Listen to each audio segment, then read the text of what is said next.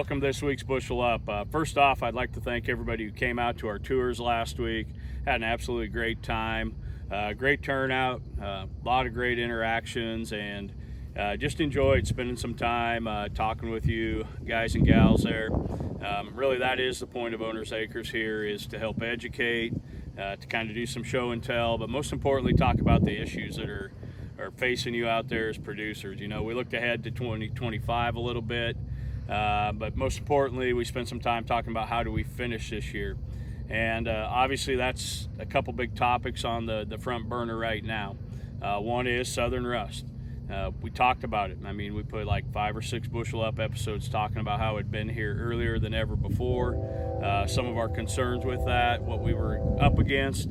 And as the year played out, the weather held it back a little bit, but we've had ideal conditions here for the last 3-4 weeks, and we're definitely seeing it blow up. What's that mean? What it really means is standability is going to be key as it attacks the stock. You know, might want to be thinking about, how do I move my harvest timing up? I know nobody likes to pay drying charges, but when we talk about down corn, we can leave significant bushels on the ground. Not only does that happen, we also add to our harvest costs. We slow harvest down.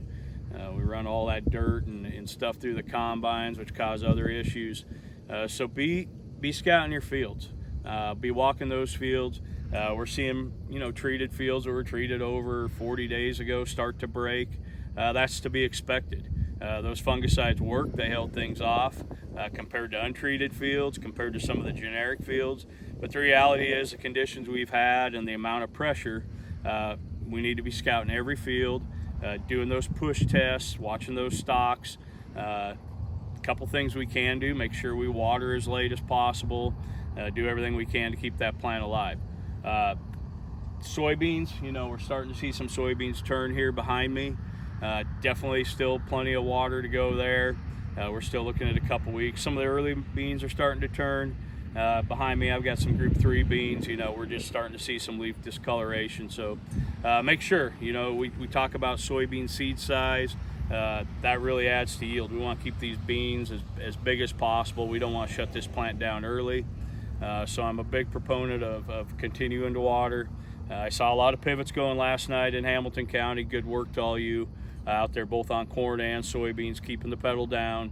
And really, we want to put all the yield on we can. So with that, that's the 2 big things: irrigation, you know, disease management.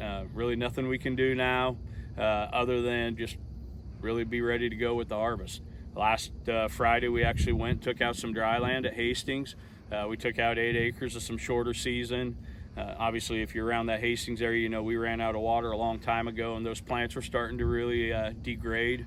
We were worried about some standability. We know one thing is a guarantee: wind will blow in Nebraska at some point in time. And so we went and took out the 111-day down, and it actually was 20 moisture. We feel that's a good trade-off to get that out of the field.